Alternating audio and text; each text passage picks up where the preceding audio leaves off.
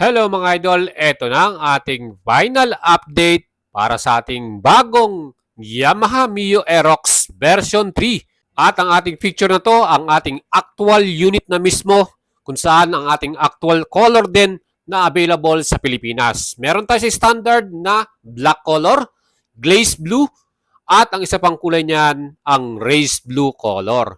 And siyempre sa ating SP type or SP version, nag-iisang kulay lang ang available mga idols. Baka magtanong na naman po kayo sa atin. Matte dark blue color or matte blue ang tawag ng Yamaha. So mga idol, kayo po ba ay may ready ng cash or may pambili na? Dahil ang mga deliveries po ng mga unit ay mandyan na sa ating mga Yamaha store. At ang SRP nga ng ating standard, 125,900. Para naman sa ating SP version, 163,900. Kung cash payment yan, magad lang kayo ng 3 years LTO registration na 2,000. At para naman sa ating mga nagtatanong ng installment, ang standard natin, total down payment, 19,800. 3 years to pay, 5,959. At may rebate pa yan na 200, so 5,700 na lang yan. Para naman sa SP type, ang total down payment, 26,800. Ang ating 3 years to pay, 7,552. O may rebate pa tayong 200, so 7,300 per month. Mga idols, yan po ang ating final update sa inyo. Kaya kung kayo po ay gustong bumili nito, i-ready nyo na ang inyong pangbayad at mag-apply na kayo. Huwag nyong kalimutang i-subscribe ang ating YouTube channel dahil lagi po tayo nag-update at magbibigay pa sa inyo ng mga actual unit walk-around at test ride nitong bagong Yamaha Aerox version 3 mga idol.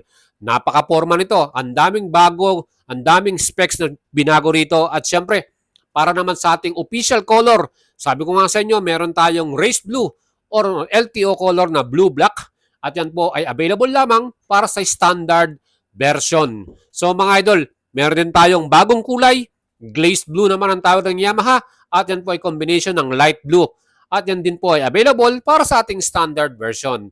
At ang pinaka-last color natin sa mga nagkahanap sa atin ng black, etong color black natin or Yamaha black tawag ng Yamaha dito. Yan din po ay available para sa ating standard version. Yung mga picture na yan mga idols, yan na po ang mismong actual unit. Kaya mga idol, kung kayo po excited na, mas excited tayo. Dahil syempre, mas maporma, mas magandang style ng version 3 nitong bagong Yamaha Aerox.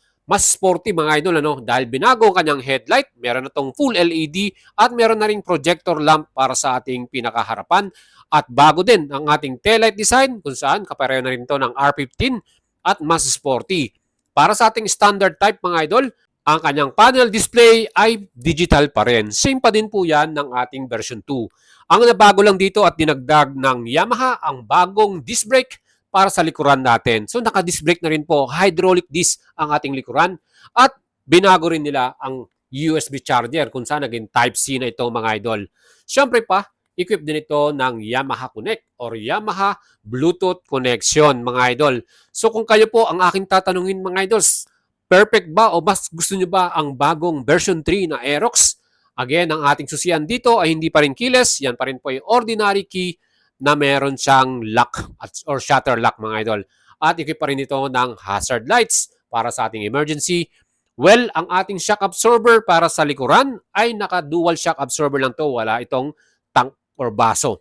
So mga idol, ang binago din nila at in-improve sa ating standard type ay ang mas malaking o mas mataba na front suspension. So mas large na ang kanyang diameter, ano man sukat niya. Yan na po ay mas mataba. So overall, bagong pairings, bagong mukha, bagong headlight, bagong taillight, at itong bagong rear disc. Yan po ang ating makikita para sa ating standard version type mga idol. Huwag na po kayong maghanap. Wala rin po itong equipped na ABS or single channel ABS. Wala din po siyang ABS mga idol. So yan po ay naka-hydraulic disc para sa ating front and rear, one piston caliper, USB Type-C, at ang engine type nito ay same pa rin ang version 2, 155cc, liquid cool, at yan po ay fuel injected at 4 valves with CVT transmission at BBA. Mga idols, ang ating presyo nga dito sa standard version, ang ating old version ay may 123,000. Ang ating bagong version 3, 125,900 pesos. Kung saan may price difference ito na 2,900 pesos. Para sa akin mga idols ay magandang update na yan at perfect pa rin sa akin ang kanyang presyo. No? Hindi siya masyadong tumaas. Almost 3,000 lang. Kung bibilin mo to ng cash payment, add lang kayo ng 2,000 para sa 3 years LTO registration, mag-PM na kayo sa atin, magpalista dahil meron tayong update sa delivery ng mga units na to. At tumutok kayo sa ating Facebook page, Boy Salabaria, like and follow na yan. At sa ating YouTube, mag-subscribe na kayo dahil magbibigay tayo ng actual delivery at releasing activation ng mga bagong Yamaha Aerox version 3. Abangan nyo yan mga idols, malapit-lapit na yan at baka magulat kayo. At syempre dito sa ating Aerox SP version, ano bang meron dito? Syempre, ang ating bagong color display kung saan ito po ay nag-iisang kulay lamang ang nirelease ng Yamaha Motors Philippines. Yan nga po ang matte dark blue or matte blue ang tawag ng Yamaha Motors Philippines. Isang kulay lang po yan pero ito po ang pinaka-loaded. Unang-una na dyan ang ating engine. Yan po ay 155cc 4 valves liquid cooled BBA with CBT or Yamaha Electronic CBT na to. Yan po yung tawag nilang extra acceleration or turbo, no?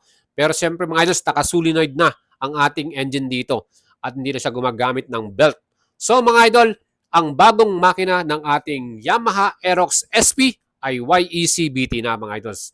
And one of the best features din na binago nila rito, ang ating new TFT display. Mas maganda na yung kanyang pinaka-ambient, yung kanyang design. At syempre, mas readable na yan. Mas informative kumbaga mga idols. Syempre, meron tayong riding modes, S mode at T mode. At meron na rin tayong shifter. Ano ba yung shifter mga idols? Kapareho nan sa ating Yamaha NMAX TechMax. Kung saan, pag yan ay in-accelerate mo pa, ginamit mo yung shifter mo, meron tayong low, medium, at high. Pwede mo rin gamitin yan sa deceleration or yung pababa. So makakatulong ng malaki yan sa atin pag tayo arangkada at especially pag tayo po'y umakyat sa matarik na lugar.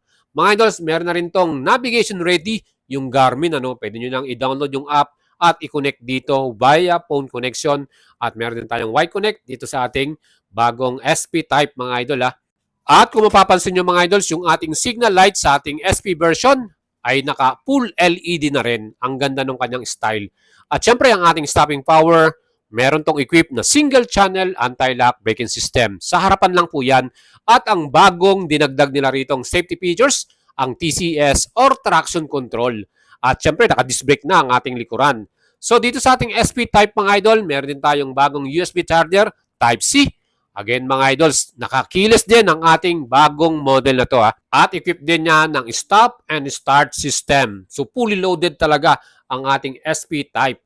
Makikita nyo rin yung kanyang pinaka-luggage compartment. Almost the same pa din yan. At marami pa rin tayong madadalang mga gamit natin.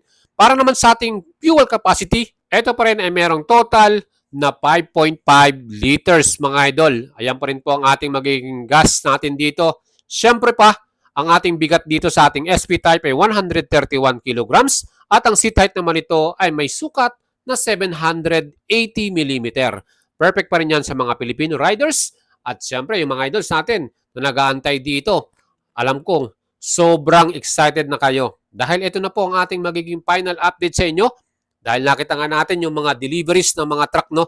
Yan na po ay makikita at makasisilayan na natin this coming week. So meaning hindi na po yan aabot ng August. Last week of July ay makikita na natin ang bagong SP version at standard type. So mag-ready na kayo mga idol sa inyong mga pambili at i-update natin kayo dyan. Kaya lagi kayong tumutok sa ating channel. Again, ang presyo ng ating version 2 ay 146,000 para sa ating version 3, 163,900 na meron namang price difference sa 17,900 pesos. Mga idol, sulit po ba yan? At kung ano po yung gusto nyong bilhin, mag-message na po kayo at mag-PM sa ating Facebook page, Boy Salabaria. Like and follow nyo yan. At salamat sa inyong pagsuporta at laging panonood sa ating video. Huwag nyo pong kalimutang i-subscribe ang ating YouTube channel mga idol.